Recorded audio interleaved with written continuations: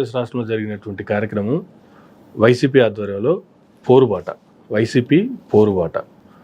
గతంలో పవర్ బిల్లులు ఏ విధంగా వైఎస్ఆర్సీపీ పెంచుకుంటూ పోయింది, ఆ బిల్లులు మేము తగ్గిస్తాము, ఇటువంటి ఛార్జీలు ప్రజల మీద భారం పడనివ్వము అని చెప్పి అధికారంలోకి వచ్చినటువంటి కూటమి నేతలు ఇప్పుడు ఇంకా ట్రోప్ ఛార్జీలు అని చెప్పి, లేదంటే ఆ ఛార్జీలు ఈ ఛార్జీలు అని చెప్పి దాదాపుగా 15,000 కోట్ల భారం ప్రజల మీద మోపుతుంది అనే ఉద్దేశంతో వైసీపీ ఈ స్టాండ్ తీసుకుంది. ప్రజల దగ్గర నుంచి బ్రహ్మాండమైన రెస్పాన్స్ వస్తుందని వైసీపీ నాయకులు చెప్తున్నారు. అసలు ఈ కార్యక్రమానికి సంబంధించి రాష్ట్రంలో ఉన్న వ్యతిరేకత ఆ రేంజ్లో ఉందా? రాష్ట్రం తిరుగుతూ ఉంటారు కాబట్టి, ఎప్పుడు రాష్ట్ర పర్యటనలు ఏదో ఒక కార్యక్రమంతో ఏదో ఒక మూలకి వెళ్ళొస్తుంటారు కాబట్టి. బై అండ్ లార్జ్ కొత్త ప్రభుత్వం వచ్చిన తర్వాత థింక్ పాజిటివ్ యాటిట్యూడ్ వచ్చింది. జగన్మోహన్ రెడ్డి గారు దాదాపుగా అన్ని వర్గాలు వ్యతిరేకం చేసుకున్నట్టే చేసుకున్నారండి. మీరు ఆయన పడిన ఓట్లకు 40% దాదాపు పడినా సరే, మొన్న ఈ కొత్త ప్రభుత్వం వచ్చిన తర్వాత పాజిటివ్ యాటిట్యూడ్ కొత్త ప్రభుత్వానికి ఎక్కువ ఉందండి. 56% వచ్చినా మిగతా యాటిట్యూడ్ పాజిటివ్ పాయింట్. క్రమేపీ యాక్చువల్గా మేము రాజకీయాన్ని చెప్పే మాటలు నమ్మను, మిమ్మల్ని ఎవరు నమ్మన్నారండి అన్నీ అమలు చేస్తారు వాళ్ళు. అర్థం కానీ విచిత్రంగా ఉందండి. ఇవాళ నేను ముందరే చెప్తున్నా కదా, నమ్మద్దు బాబు, రాష్ట్రాన్ని ఇబ్బందులు పడి చేస్తే ఆల్రెడీ రాజకీయం ఇవాళ ఆశ్చర్యకరంగా ఉంది. బట్ రాష్ట్ర ప్రభుత్వం, ఆంధ్రప్రదేశ్ రాష్ట్ర ప్రభుత్వం వచ్చిన తర్వాత అది తీసుకెళ్ళి ముళ్ళ కిరీటాన్ని తీసుకెళ్ళి ఆయన మీద పెట్టారు. ఎవరు అయినా ఆర్థిక శాఖ మంత్రి పయ్యావుల కేశవ్ గారు ప్రయాసపడి భారం మోచున్న ఆయన ఢిల్లీలోని ఇక్కడ బుగ్గన గారు వెళ్ళిపోతున్నప్పుడు ఇప్పుడు బుగ్గన గారిని బదులు ఈయన అంటారు అన్నమాట. ఇద్దరు పక్క కాన్స్టిట్యున్సీ, ఇద్దరు రాయలసీమ చెప్తున్నాను. ఇవాళ ఎలా చేశాడో నాకు తెలియదండి. ఆయన వచ్చినాకనే చంద్రబాబు నాయుడు గారు ఏం చేస్తారు, మీరు మనం వచ్చిన తర్వాత 4,000 ఇద్దామని కాకుండా జగన్ గారి పాలనలో ఉన్న 3 నెలలకు కూడా 1000 చొప్పున ఇద్దామని అన్నారు. ఇది అంటే నాకు అర్థం కాదు. 7,000 రూపాయలు ఎవరు చేయలేదు అనుకున్నారు, సుసాధ్యం చేసేయండి ఆయన. ఆ తర్వాత నుంచి ఇప్పుడు అమ్మఒడి, అమ్మకు 100 పేర్లు మార్చుకోలేడు, కానీ తర్వాత రైతు బంధు ఏదో ఉంది స్కీమ్స్, ప్రతి మహిళకి 1,500 ఇవన్నీ చేయడానికి తల నడిచిపోవాలండి కంప్లీట్గా. దానికి పోస్ట్ పోన్ చేస్తూ ఉన్నారు. బస్సు పథకానికి అమలు అయ్యేటట్టు పెద్ద ఖర్చు అవుతుంది, దానికి 3,000 కోట్లు అమలు అయ్యేది అవసరం, నెమ్మదిగా అమలు జరుగుతుంది. కానీ స్లోగా ప్రజల్లో అసంతృప్తి వస్తుంది. ఆకాశంలో తీసుకెళ్ళిపోయారు కదా, ఇది డెఫినెట్గా వస్తుంది. కానీ భయపడుతున్నాను. మీరు వాళ్ళ వైఎస్ఆర్ కాంగ్రెస్ పార్టీ అమ్మాయిని ఏమైనా ఫీల్ అవ్వచ్చు, కానీ ఎందుకు నెగిటివ్ పాయింట్స్ వచ్చినా ఆలోచించుకోవాలి వాడు. ఎందుకు కార్యకర్తలను ఆ రోజు నిర్లక్ష్యం చేస్తారో ఆలోచించుకోవాలి. Volunteers great. ఇవాళ కార్యకర్తలు కూడా ఒక ప్రెసిడెంట్కి ఎన్నికైనా 90% మంది వైఎస్ఆర్ కాంగ్రెస్ పార్టీలో ఉన్నారు.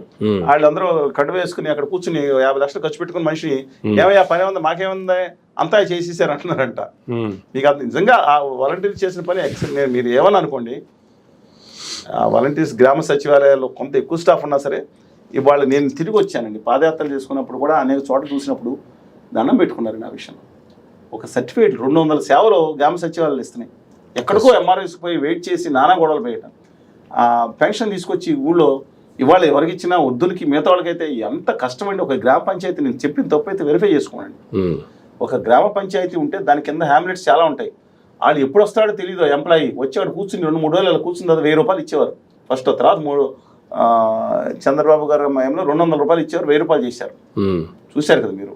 తర్వాత లాస్ట్లో ఒక 4 రోజుల ముందు 2,000 రూపాయలు చేసి తర్వాత సరే ఏదైనా కానీ అది మేజర్ 1000 రూపాయలు నడిచింది. ఆ 1000 రూపాయల కోసం కూర్చుని బిక్కుమంటా కూర్చోవాలి, ఎప్పుడు వస్తుందో తెలియదు. అలాంటిది ఇంటికి పంపిస్తే ఎన్ని లక్షల రూపాయలు ఆత్మగౌరవం వచ్చిందండి వాళ్ళకి లెక్కన. తర్వాత అంటే వాలంటీర్స్ అని కాదు, మంచి కార్యక్రమాలు దాంట్లో జరిగినాయి.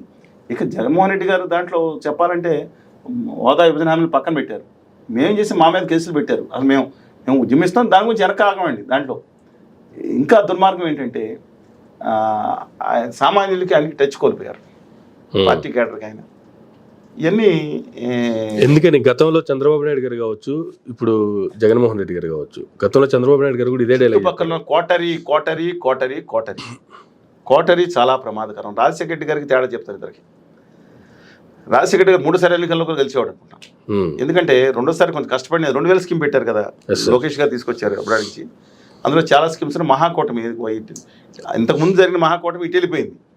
ఏది సిపిఎం టీఆర్ఎస్ తెలుగుదేశం ఇవన్నీ కలిసిన సందర్భంలో. అందువల్ల సరే ఏదైనా కానివ్వండి, అందులో జరిగింది ఏంటంటే రాజశేఖర రెడ్డి గారి దాంట్లో ఆయన ప్రజలతో వచ్చాడు. ఫ్రెండ్లో ఎలా బాగున్నారా యూజ్ వేసుకోవాలి తిట్టే ఫ్రెండ్స్ ఉండేవారు, ఆయనకి కోరుకునేవాడు ఆయన ప్రజల కోసం. జగన్మోహన్ రెడ్డి గారు అది కనపడలేదు. ఆయన శాసించితే తప్ప ఆయన్ని తిట్టే ఫ్రెండ్స్ పెట్టుకోవాలని తెలియదండి అని నా మాటలో వింటే పెట్టుకుంటారు ఆయన. ఎవరో నువ్వు చెప్తున్నానండి. ఆ టచ్ కోల్పోయి నేను అన్నీ అమలు చేస్తాను కదా, ఆయన మనసుకి నేను అన్ని ప్రజలకి రూపాయి లంచం లేకుండా బట్టలు నొక్కు మీద హేళన ఎందుకంటే నాకు అర్థం కాదు. పైనుంచి కిందకి వెళ్తేప్పుడు రాజీవ్ గాంధీ గారు ఏం చెప్పారు, రూపాయి ఇస్తుంటే కిందకి ఎన్ని పైసలు వెళ్తుందో చెప్పలేదు ఆ రోజు. అలాంటిది బట్టలు నొక్కడం వల్ల పొరపాటు లేదండి, కానీ అనర్హులకి పథకాలు ఇవ్వడం పొరపాటే అని యాక్సెప్టింగ్. అందువల్ల ఇవన్నీ గమనించుకోవాలి. ఆయన చేసిన దాంట్లో చాలా పొరపాట్లు ఉన్నాయి. జగన్మోహన్ రెడ్డి గారు చేసిన దాంట్లో ఇవాళ కొంచెం రైట్ ట్రాక్లో కొంతమంది వస్తున్నట్టున్నారు. ఎందుకంటే ఇంతవరకు ఆయనకి ఓదార్పు యాత్ర అలవాటైపోయింది. ఓదార్పు యాత్రలతోనే అధికారంలోకి వచ్చానని భావిస్తున్నారు. తప్పు నన్ను, కానీ అదే ముఖ్యమైనది. లాస్ట్ 6-7 months ఏం చేస్తారండి, ఏమైనా చనిపోతే అక్కడికి వెళ్ళి ఓదార్పు యాత్ర, అక్కడ ఓదార్పు యాత్ర పరామర్శం తప్పులేదు, అదే కార్యక్రమే పెట్టుకుంటున్నారు. ప్రజా సమస్యలకి టైం కూడా ఇవ్వాలి. రాష్ట్ర ప్రభుత్వానికి 6 నెలలు అయిపోయింది, 7 నెలల తర్వాత నుంచి వస్తూ ఉన్నారు.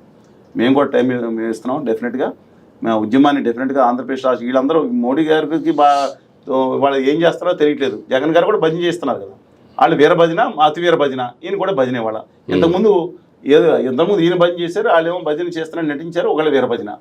అందువల్ల రాష్ట్ర హక్కుల కోసం మేము కూడా పోరాడతాం.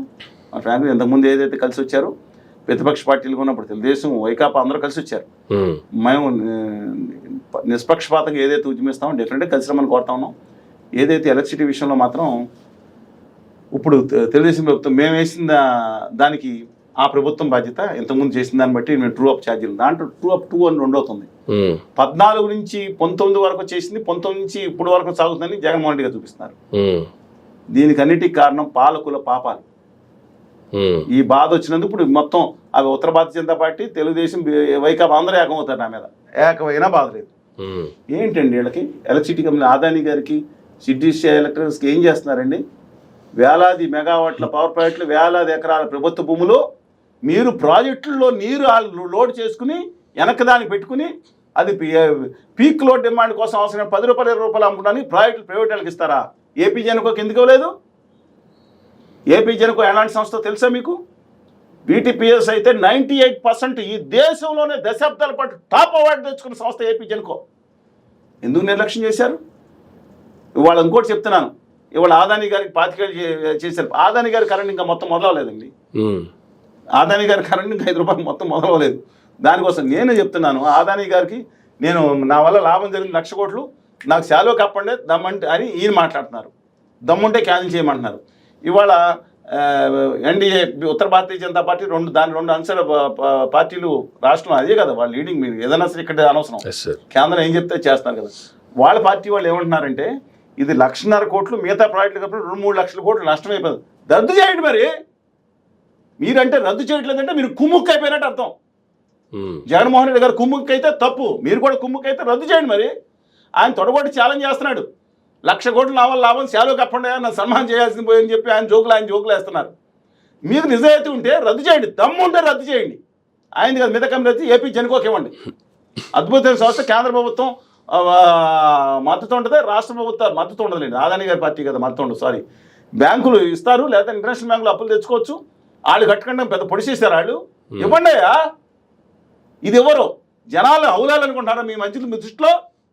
మీరేమో 3 లక్షల కోట్లు నష్టం అంటారు, ఆయో 1,00,000 కోట్లు లాభం అంటారు. ఏంటండి వాస్తవం ఏంటి చెప్పడానికి మీడియాలు ముందుకు రావు. మీ ద్వారా మేము ఏదో చెప్పుకోవాలి. చెప్పండి, ఎవరు పాపాలన్నీ పాలకులే కదా.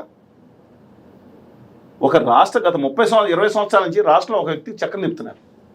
జగన్మోహన్ రెడ్డి గారు వచ్చిన తర్వాత 2-3 సంవత్సరాలు పక్కన పెట్టి మళ్ళీ వచ్చారండి. విదేశీ బొగ్గులు అన్నీ ఆయనే.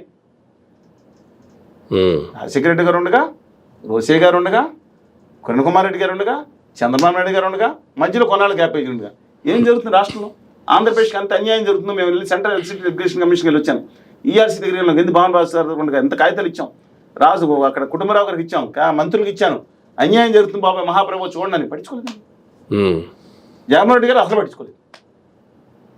ఇప్పుడు సిటీసీ సంస్థ ఉంది, ఆ దుర్మార్గం చేస్తుంది. మీటర్ల విషయంలో దుర్మార్గం రోజు నుంచి వాయి కొట్టారు కదా, టన్నుల పేపర్లు చదువుకున్నాం, మానవ గొడవలు అది జరిగిపోయింది.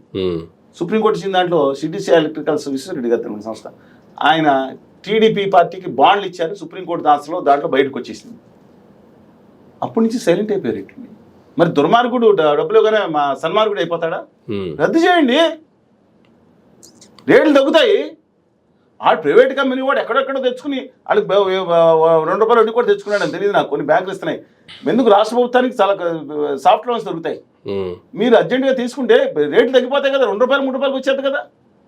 రద్దు చేయండి అర్జెంటుగా. వీళ్ళు తిట్టుకుంటారు, ఇద్దరికి వాళ్ళు కావాలి.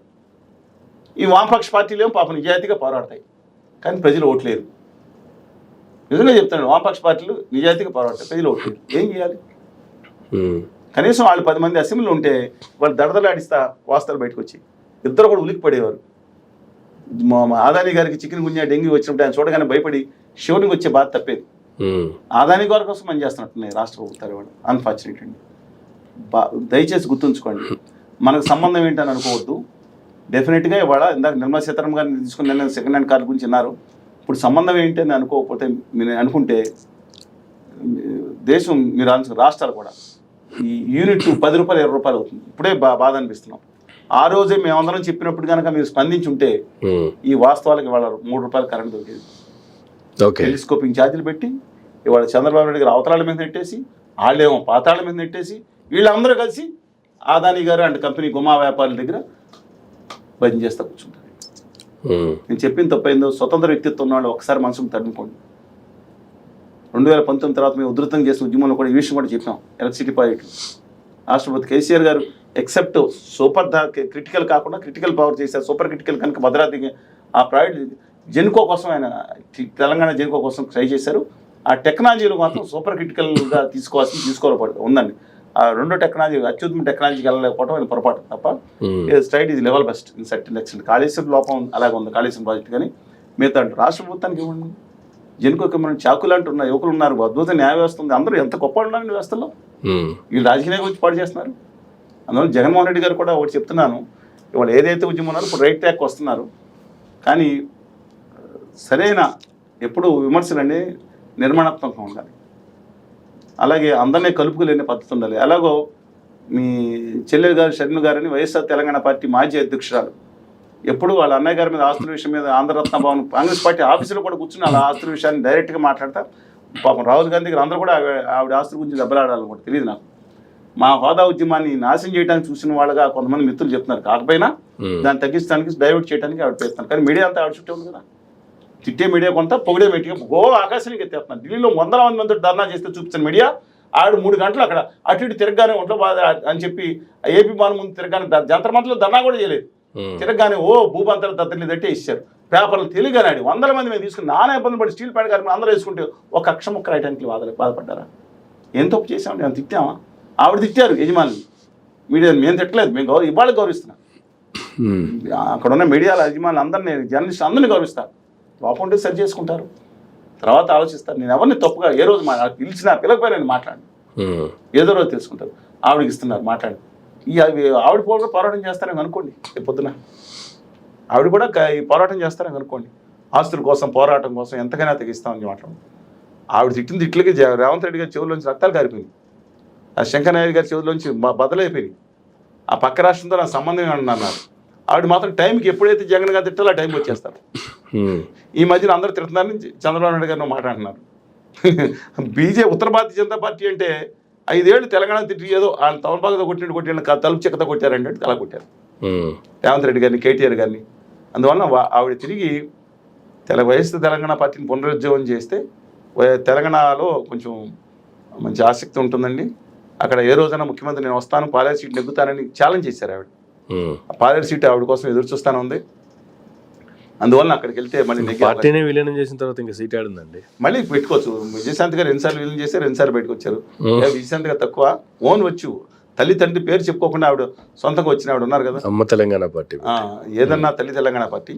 ఆ తర్వాత ఇంకో దాటికి వెళ్ళారు, ఆ పార్టీకి వెళ్ళి ఈ పార్టీలోకి వచ్చే తప్పే ఉందండి. మళ్ళీ సొంతంగా ఇంకో పార్టీకి వెళ్ళొచ్చు. ఇవాళ కావాలంటే వారు మళ్ళీ అక్కడ బీజేపీలో చేరొచ్చు, లేదా ఇంకో పార్టీలో చేరొచ్చు. తప్పే ఉందండి, రాజకీయ తప్పండి. ఆవిడ కానీ ఆవిడ కమిట్మెంట్, ఆవిడ పోరాటం తిరిగిన దాన్ని మెచ్చుకుంటున్నా. కానీ ఇక్కడికి వచ్చి ఏంటో నాకు మొత్తం టాపిక్ డైవర్షన్. ఎన్ని పార్టీలైనా కూడా అదే రాష్ట్రంలో పోరాడారు, అదే కాస్తూ పోరాడారు. కానీ ఈవిడ ఇలా కాదు కదా. మా పక్క రాష్ట్రంతో నాకు సంబంధం ఏంటన్నారు. మీలాంటి మేము మోడరేటర్ ఉంటే మీ ఆవిడ ఎక్కడావిడ లేదండి, మా ఆవిడ ఎక్కడికి వచ్చారు, ఏమన్నా హైదరాబాద్ వచ్చారు మీ ఆడపిల్ల కదా అంటే అక్కడ ఉన్నట్టు పిల్ల నాకేంటి సంబంధం పక్క రాష్ట్రంతో నేను పుట్టాను పెరిగాను ఎక్కడ పిల్లలు కన్నాను పెళ్లి చేసుకున్నాను నేను ఎక్కడ ఉంటాను నా జీవితం నా ఆఖరి వరకు నా శ్వాస ఈ తెలంగాణ మీద పక్క రాష్ట్రంతో నా సంబంధం లేదన్నారు కదా నాలంటే అని అనుకోలేదు రాష్ట్ర విభజన ఏ రోజు నా తెలుగు జాతి 13 కోట్లు ఒక్కడ నాకు మిగతా కూడా అంటే ఒప్పుకుంటాను నేను గుజరాత్ ఏమన్నా అంటే నేను ఒప్పుకుంటా నా తెలుగు జాతి నాకు కావాలి నా ప్రపంచం నాకు కావాల్సిన మానవీయత తెలుగు జాతి ఆ తర్వాత మీకు గుజరాత్తో కలిపింది ఇండియా బాగుండాలని తర్వాత నా తెలుగు జాతి ద్రోహం చేసి మిగతా ప్రాంతాలని చేసుకున్నాను నాకు కాదులేదు మరి ఆవిడేమో అలా కాదు కదా పక్క రాష్ట్రం సంబంధం లేదన్నారు నాకు నేను తెలంగాణలో ఇబ్బంది జరిగినప్పుడు మహబూబ్నగర్లో లేదా ఆదిలాబాద్లో లేదా భద్రాచలం దగ్గరికి వెళ్ళి నేను ఎంతకాలం పెట్టే తిరుగుతూ ఉంటా లేకపోతే మన ఏదైనా N95 తత్సమాన ఇవన్నీ పంపించాను ఇప్పుడు కూడా పక్క రాష్ట్రంతో సంబంధం లేదని చెప్తున్నారు కానీ నేను జాయిన్ అయిన పార్టీ నేషనల్ పార్టీ ఏదైతే ఉందో ఆ పార్టీ అభిష్టం మేరకు అక్కడ పోయి పనిచేయమన్నారు అక్కడికి వెళ్ళాను అంతే కానీ ఆ రాష్ట్రంతో నాకేం సంబంధం అని చెప్తున్నారు కదా ఆంధ్ర రాష్ట్రంతో సంబంధం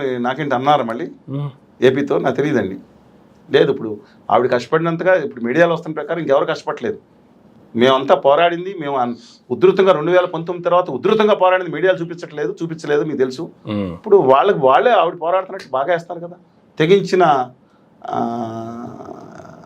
పౌరుషాగ్ని తెగించిన షర్మిల ఉధృతంగా సాగుతున్న షర్మిల గారు ఆవిడ మీద నాకేం కోపం లేదు ఆవిడ పాపం అన్ని వేల కిలోమీటర్లు ఒంటరిగా మైలుగా ఆవిడ పోరాడారు బట్ ఇదేంటండి మాకు రాష్ట్రంలో ఉద్యమాలను పాడు చేయడానికి వచ్చారా ఆ రఘురెడ్డి గారు ఎంత చక్కగా కోఆపరేట్ చేశారు అది సాగి శైలజానాథ్ గారు అంత ధైర్యంగా నిలబడ్డాడు మనిషి ఎన్ని ఇబ్బందులు వచ్చినా సరే రుద్రరాజు గారు కూడా ఇదేంటి నాకు అర్థం కావట్లేదు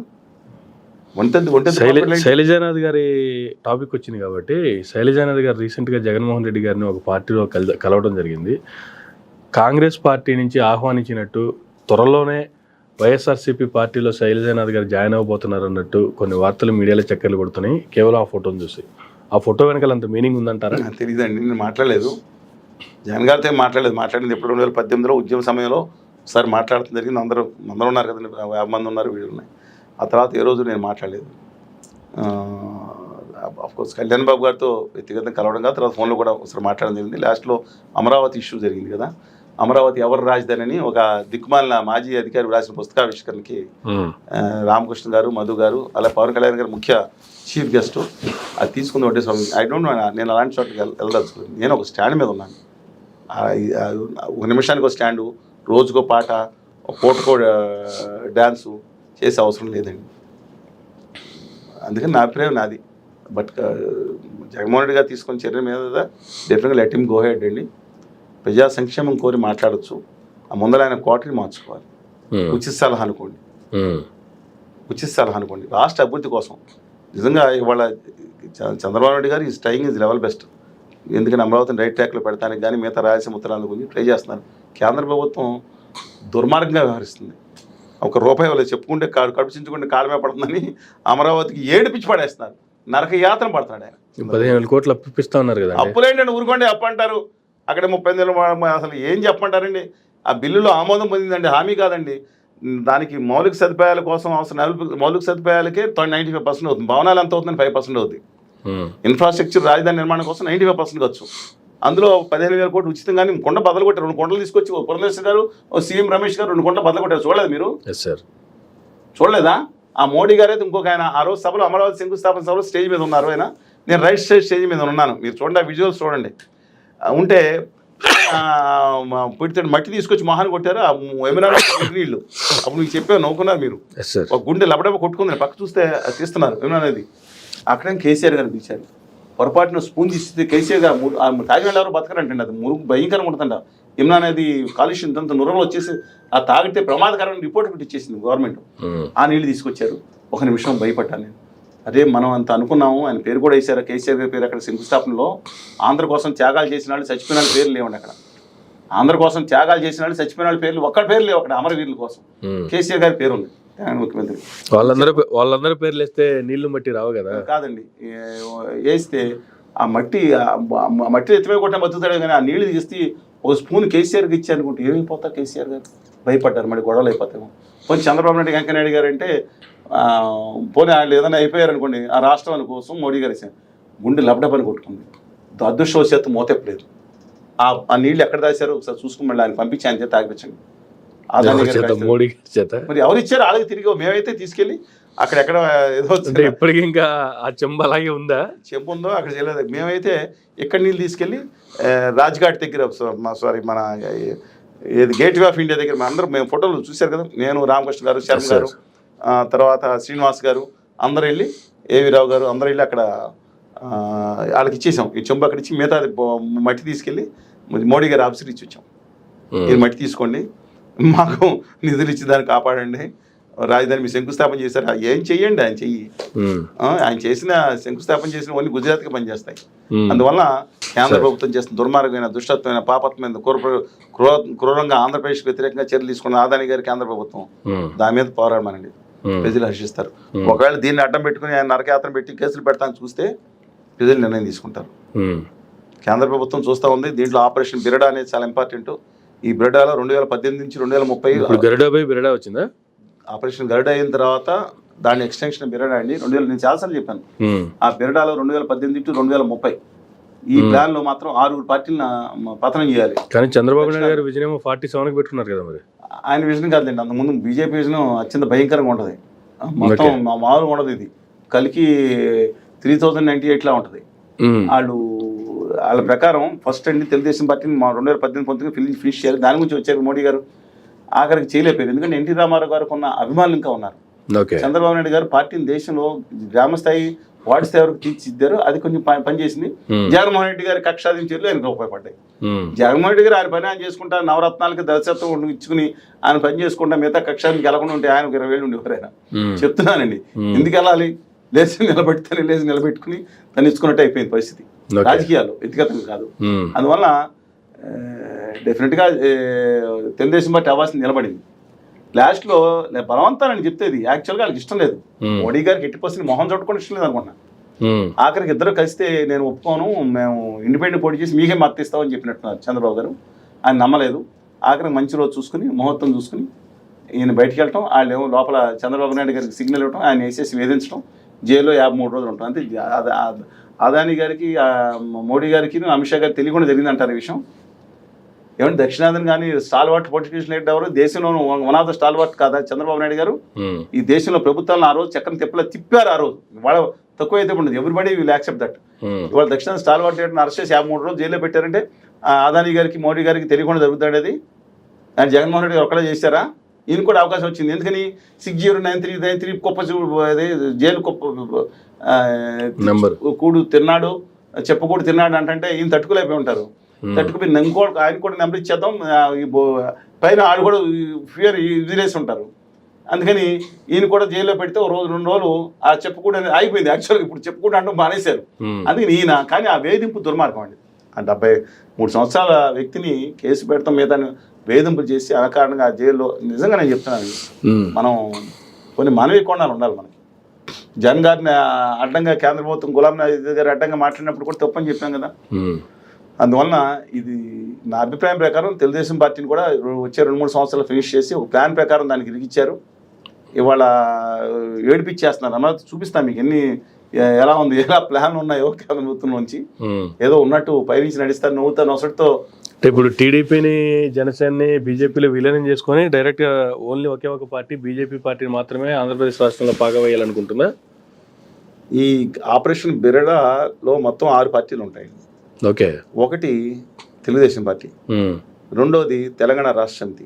దాన్ని ఆల్రెడీ 0 చేశారు పార్లమెంట్ ఎన్నికల్లో. మళ్ళీ రేవంత్ రెడ్డి గారు చాలా వల్ల కొంచెం లేచి నిలబడుతుంది చెప్తున్నానండి. మూడో పార్టీ డిఎంకే. ఓకే. 4వ పార్టీ వైఎస్ఆర్సిపి. 5వ పార్టీ జేడిఎస్. ఓకే. 6వ పార్టీ ఏఐడిఎంకే. ఓకే. ఈ 6 పార్టీలు జనసేన ఎలాగలుతుంది మెజ్జే పొందండి తర్వాత సంగతి నాకు తెలియదండి. ఈ 6 పార్టీలని ఫినిష్ చేయడానికి నిర్ణయించుకున్నారు. ఓకే. దీంట్లో టీఆర్ఎస్ చాలా వరకు మన కట్టెలు చేశారు, కేసులు పెట్టి మొత్తం కేటీఆర్ గారిని కూడా లోపల వేయించే అవకాశం ఉంటుంది. ఎలాగో కవిత గారిని వేశారు, కేసీఆర్ గారిని ముట్టుకోరు. ఎందుకంటే సింపతి ఉంది, ఆయన ఎప్పుడు వెళ్ళిపోతారా అని చూస్తూ ఉంటారు ఆయన. అందువలన బెదిరిస్తారు కలవమని. తర్వాత తెలుగుదేశం పార్టీని ఎలాగో బానిసలుగా చేసి వాడుకుంటున్నారు లేదో గమనించండి. తర్వాత వైఎస్ఆర్ పార్టీ కూడా బానిసల టైప్లో ఇంతవరకు పనిచేసింది, పరోక్ష బానిసల కింద డైరెక్ట్ కలవపోయినా. ఇవాళ ఆ పార్టీని కూడా బతకలేరు. ఇవాళ ఆ పార్టీ మీద కూడా జగన్ గారి మీద కేసులు ఎప్పుడు కావాలి అప్పుడు బయట తీసుకొస్తారు. ఎప్పుడైతే జగన్ గారు దమ్మున్నాడులాగా ఒక అడ్వర్టైజ్మెంట్ వేసాడు ధైర్యం. చాలామంది మర్చిపోయి ఉంటారు, అది లేదంటున్నారు కదా చెప్తాను. ఇవాళ పెట్రోల్ రేట్లు వాటి మీద ఎలక్ట్రిసిటీ అని గొడవ జరుగుతుంటే ఈ దేశ చరిత్రలో ఒక రాష్ట్ర ముఖ్యమంత్రి మేం పెంచింది ఏంటి, కేంద్ర ప్రభుత్వం మా గురించి మాట్లాడతారు అని అడ్వర్టైజ్మెంట్లు సండే ఏదో రోజు నా దగ్గర ఉందండి వేయించి ఇది మొత్తం అంతా కేంద్ర ప్రభుత్వానికి లాభం జరుగుతుంది, రాష్ట్ర ప్రభుత్వం ₹1 మేము పెంచింది లేదా అని అడ్వర్టైజ్మెంట్ వేసేటప్పటికి మోడీ గారు మళ్ళీ అన్న ఇక అయిపోయిందన్న వెంటనే దస్తగిరి బయటకు వచ్చాడు. ఒకసారి డేట్లు చూడండి, ఓకే నేను తప్పైతే ఒకసారి అందరూ డేట్లు వెరిఫై చేసుకుని బయటకు వచ్చాడు. ఆయన ఆఖరికి ఏం చేయాలో తెలియక వెంటనే కేసుల మీదకి వచ్చేటప్పటికి తాజ్ గేట్వే హోటల్ తిరుపతిలో అమిత్ షా గారు వచ్చినప్పుడు ఎన్ని గంటలు వెయిట్ చేశారు జగన్మోహన్ రెడ్డి గారిని చెప్తున్నా. How far it is to I don't know, maybe గ్రేప్ అయిన కమ్యూనికేషన్. ఆఖరికి దాన్ని రిపేర్ చేసుకున్నానికి ఆ పార్టీని కూడా బతికినవారండి. కానీ ఆ పార్టీ సస్టైన్ అవడానికి అవకాశం ఏంటంటే ఎస్సీలు, క్రిస్టియన్స్, మైనార్టీస్, మిగతా వాళ్ళందరూ కూడా ఆ పార్టీతో ఎక్కువ మంది మమేకమై ఉన్నారు. మిగతా బీసీలు కూడా కొంత కేటర్ ఉంది, మిగతా వర్గాలు కానీ కొన్ని వర్గాలు కానీ. అందుకని నిలబడే సందర్భంలో దాన్ని చేయడానికి కాంగ్రెస్ని చెప్తారండి. అంటే రెండుగా చెలగొట్టారు. ఇటేమో బీజేపీ తెలుగుదేశం కలిస్తే వస్తుంది, లేకపోతే ఫినిష్ చేసేయాలి. ఏది శివసేన చేశారు కదా, ఇక్కడ కూడా ఏకనాథ్ షిండే గారు ఉంటారు. అది రేపు పొద్దున యనమల రామకృష్ణ గారు అవుతారా, మిగతా చాలా మంది ఉన్నారు అవుతారని నాకు తెలియదండి. నేను ప్రీమెచ్యూర్ కామెంట్ ఇప్పుడు వాళ్ళ పెద్దవాళ్ళని వేరే వాళ్ళు మాట్లాడి చెప్తున్నాను. అందువల్ల ఈ పార్టీని ఆల్రెడీ పెద్ద నడుస్తూ ఉంది ఎగనెస్ట్ గా. అందువల్ల ఆల్రెడీ 40 మంది ఎమ్మెల్యే వస్తుంటారు. ఐ డోంట్ నో, మీరు ఎంక్వైరీ చేయండి, మీరు జర్నలిస్ట్ కాబట్టి మీరు. అందుకని ఈ చంద్రబాబు గారు పాత రోజులైతే సాగమండి. వాళ్ళ మోడీ గారు కొనసాగితే మాత్రం ఆదాని గారు ఇద్దరు మనుషులు కనుక కేంద్రంలో ఆయన 70 సంవత్సరాలు వచ్చిన తప్పుకుని కొనసాగితే మాత్రం తెలుగుదేశం పార్టీకి ఇబ్బంది అండి, వైకాపాకి ఇబ్బంది. ఆల్రెడీ ఏఐడిఎంకేని ఆడించి ఎలా శశికళ గారిని ఎలా చేశారు చూసారు, దుర్మార్గంగానండి. శశికళ గారిని పార్టీ కలుపుతానందండి, కలపలేదని నరకాదం మీద జైల్లో పంపించాము. 2 ముక్కలు చేసి పన్నీర్ మటర్ మసాలా, పాలక్ పన్నీర్గా పళనియప్ప గారి పన్నీర్ సెలం గారిని ఆడించుకుని దుర్మార్గంగా చేసుకుని అద్భుతమైన పార్టీని అది చేతులు పెట్టింది. దాన్ని దెబ్బ కొట్టేసి ఇవాళ ఆ బీజేపీ పార్టీ అన్నామలై గారు పెట్టి వేపుకున్నారు. అన్ఫార్చునేట్ అండి. తమిళలో హక్కులు, ఒక రాష్ట్రాల హక్కులు నిలబడింది, తమిళనాడు వాళ్ళు నిలబడి డీఎంకే పార్టీని వాళ్ళు చేసే కొరట వాళ్ళు చేస్తారు. జనతా దళాన్ని పంపించేశారు దాదాపు. అంటే ఈ ఆపరేషన్ సౌత్ బెరడా ఏదైతే ఉందో 6 పార్టీస్, జనసేన అలాగే వాడుతుంది. ఎప్పుడు కావాలంటే అప్పుడు విజయ పొందో లేదో నాకు తెలియదు, ఆయన అడగాలి. అందువల్ల దీన్ని మాత్రం ప్రణాళిక ప్రకారం వెళ్తున్నట్టున్నారు. దీంట్లో ఇవాళ ఏదో వైకాపా తెలుగుదేశం అనేది చేస్తున్నారు అనుకో, ఇంతకుముందు చెప్పాను మీకు కూడా జరుగుతుంది బాధ్యత. రాష్ట్రాల హక్కుల కోసం కలిసిపోవడం, మీ మీద ఒకళ్ళు విద్వేషాలు రెచ్చగొట్టేశారు. ఆంధ్రప్రదేశ్ రాష్ట్రం నాకు వైఎస్ఆర్ కాంగ్రెస్ పార్టీ వాళ్ళకి రాష్ట్ర అభివృద్ధి కంటే కూడా చంద్రబాబు నాయుడు గారి మీద కోపం. చంద్రబాబు నాయుడు గారి అభిమానులందరికీ రాష్ట్ర అభివృద్ధి మీద ద్రోహం చేస్తాను బీజేపీ కంటే కూడా జగన్మోహన్ రెడ్డి గారి మీద కోపం. ఎందుకంటే ఆయన వేధింపులు లేక. పవన్ కళ్యాణ్ గారి ఫ్యాన్స్కి రాష్ట్ర అభివృద్ధి, ఆయన చెప్పిన హోదా, పాచిపోయి లడ్డులు, రాయలసీమ ఉత్తరాంధ్ర నిధులు, పోలవరంకి, అలాగే రాజధానికి, లేదంటే అక్కడ ఉన్న రోడ్లకి, మేజర్ రామాయణపట్నం పోర్టుకి, కడప ఉక్కు ఫ్యాక్టరీ, ఈ అంటే కూడా జగన్మోహన్ రెడ్డి గారిని టార్గెట్ చేయడం ముఖ్యంగా. అలా చేసేసింది కేంద్రంలో ఉత్తర భారతీయ జనతా పార్టీ. ప్రజల్ని మీరు రోజు టీవీలో పెట్టి అటు ఇటు కొట్టి దడదడ కొడుతుంటే ఏం చేస్తారు? స్వతంత్ర వ్యక్తిత్వాలను చంపేశారు. నేను అన్నట్లు అలాంటి వాళ్ళని చాలామంది స్వతంత్ర వ్యక్తిత్వాలని రానివ్వకుండా చేశారు. చరిత్రలో ఉన్నంత వరకు కూడా ఇది కనపడతా ఉంటుంది. అన్ఫార్చునేట్లీ నేను మాట్లాడినా జగన్మోహన్ రెడ్డి గారు ఏమి నాతో చెప్పారు చెప్పకూడదు కదా, ఎప్పుడొకప్పుడు ఆయనే చెప్తారు పదవి ఇస్తానన్నారు లేదా చంద్రబాబు నాయుడు గారు కానీ. అఫ్కోర్స్ కళ్యాణ్ గారిని చెప్పలేదు, కలిసిపోయింది, అది వేరే సంగతి, పని పెద్దామన్నారు కానీ చెప్తున్నాను. అందువల్ల ఏం సాధించాం జీవితంలో? బాధలో, కష్టాలు, లేదంటే కుటుంబ వేదనలు, ఇవన్నీ ఆరోగ్యం చెప్పాను కదండి, చేయి కోసారు, రికమెంట్లు తెంపారు. జనమాల ఈపు మీద ఢిల్లీలో త్యాగి గారు కొట్టాడు. ఇవాళ కలుపుకోమంటా ఉంటుంది భౌతికంగా మానసికంగా రాష్ట్రం దెబ్బతనే బాధ ఎక్కువ కదండి. ఎంతో కొంత రాష్ట్రానికి మనం చేసాం. నేను అన్ని వివరాలు ప్రశ్నిస్తాను. అలాంటి వాళ్ళ వల్ల నా ఒక్కడి వల్ల కదా ఎలాంటి రాష్ట్రానికి ఉపయోగం వచ్చింది ఏదో ప్రశ్నిద్దాం. బట్ వాళ్ళ ప్రతిపక్ష పార్టీ గట్టిగా ఉండాలి. వామపక్ష పార్టీలు కూడా విజ్ఞప్తి చేస్తున్నాను, దయచేసి గట్టిగా ఉద్యమించండి. రాష్ట్ర హక్కుల కోసం ఉద్యమించాలి. మీరు మళ్ళీ ఎన్నికల టైంలో ఆల్రెడీ ఇటు జంప్ చేయకుండా, I respect them a lot అండి. ఇవాళ కొంత లోపాలు ఉండొచ్చు కానీ ఇవాళ గట్టిగా నిలబడదాం. ఇవాళ కేంద్ర ప్రభుత్వం అడుగులకు మడుగులు ఒత్తుతున్న ఇంతకుముందు రాష్ట్ర ప్రభుత్వం మీద ఎలాగ పోరాడామో డెఫినెట్గా ఈ రాష్ట్ర ప్రభుత్వం మీద కూడా ఖచ్చితంగా పోరాడాలి. ఆంధ్రప్రదేశ్కి న్యాయం చేస్తే సంతోషించి మద్దతు ప్రభుత్వం. అంతే తప్ప రాష్ట్ర ప్రభుత్వాన్ని వ్యతిరేకించాలి కదా అడ్డం ప్రతి దానికి మేము వ్యతిరేకించాం. డెఫినెట్గా మంచి జరిగితే మంచి అని చెప్తాం. అమరావతి మంచి చేయండి, కేంద్ర ప్రభుత్వం వచ్చి రాయలసీమ ఉత్తరాంధ్రకు సమాంతరంగా న్యాయం చేయండి, హిందూపురం ఇచ్చాపురం వరకు కూడా డెఫినెట్గా అప్రిషియేట్ చేస్తాం. తప్పే ఉన్నాయి చూద్దాం. ఫైనల్గా ప్రజలకు, రాష్ట్ర ప్రజలకు ఎంతో ఎక్స్పెక్టేషన్స్ పెంచి అధికారంలోకి వచ్చినటువంటి కూటమి ప్రభుత్వం ఇప్పుడు ప్రజల యొక్క అయిష్టతని, వ్యతిరేకతని చూస్తుందా, లేదు ప్రతిపక్ష పార్టీ దాన్ని క్యాచ్ చేసుకుంటుందా? ఇప్పుడు 151 సీట్లు వచ్చింది, 11 సీట్లు ఎలా పరిమితం అయిందో, అలాగే 106 సీట్లు వచ్చింది, 23 సీట్లకి ఎలా పరిమితం అయిందో, రాజకీయాల్లో ఎక్కడ శాశ్వతం ఉండదు. ఎవరో నేను ఉంటాం కదని విరవకూడదండి ఎవరో కూడా. ప్రజలు, కానీ ఉత్తర భారతీయ జనతా పార్టీ అది సాధిస్తుంది. మతాన్ని, కులాన్ని, విద్వేషాలని అడ్డం పెట్టుకుని వాళ్ళ ఎలక్షన్ ఆర్టీఐ యాక్ట్లను కూడా మానేసి వాళ్ళ చేతిలో పెట్టి ఎలక్షన్ కమిషన్ పెట్టుకుని న్యాయ వ్యవస్థను చేతిలో పెట్టుకుని వాళ్ళ 40-50 లక్షల కోట్ల రూపాయలు పెరిగిపోయిన ఆదాని గారు అండుకో వాళ్ళందరూ లెక్కలేసుకుని ఇవాళ దేశాన్ని శాసించి వాళ్ళ జమిలి ఎన్నికలు పెట్టి సర్వనాశనం చేసి ప్రజాస్వామ్యాన్ని శాశ్వతంగా లేకుండా చూసే పద్ధతిలో వెళ్ళిపోతా ఉంది. అది చాలా కష్టం. మోస్ట్ ఇంపార్టెంట్ ఆస్పెక్ట్ అండి. మన ప్రజాస్వామ్యానికి ఆఖరి రోజులు చూడబోతున్నాం అక్కడ. అది దాని మీద ఫైట్ చేద్దాం. As for Andhra Pradesh is concern, నా ఉద్దేశం ప్రకారం ఇవాళ బీజేపీ అండ్ కూటమి ఏదైతే ఉందో ప్రజల వ్యతిరేకత కొంత వస్తూ ఉంది. కానీ రాష్ట్రంలో మిగతా వాళ్ళని కలుపుకునే విషయంలో వైఎస్ఆర్ కాంగ్రెస్ పార్టీ ఏకపక్ష ధోరణి కూడా ప్రజలకు నమ్మకం కలగట్లేదు.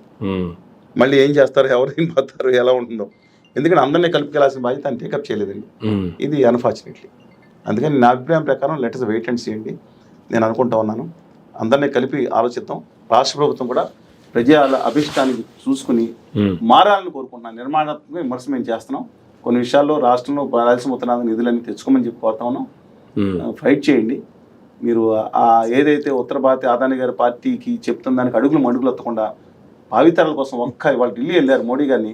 ఆ గుజరాత్లో ఉన్న గిఫ్ట్ సిటీకి పెట్టారు, మాకు రాయితీలు ఇవ్వమని అడిగారా? రాయలసీమ ఉత్తరాంధ్ర గురించి మాట్లాడారా? జగన్మోహన్ రెడ్డి గారు మాట్లాడలేదు. వచ్చినప్పుడు విశాఖపట్నం వచ్చినప్పుడు బహిరంగ మాట్లాడారు.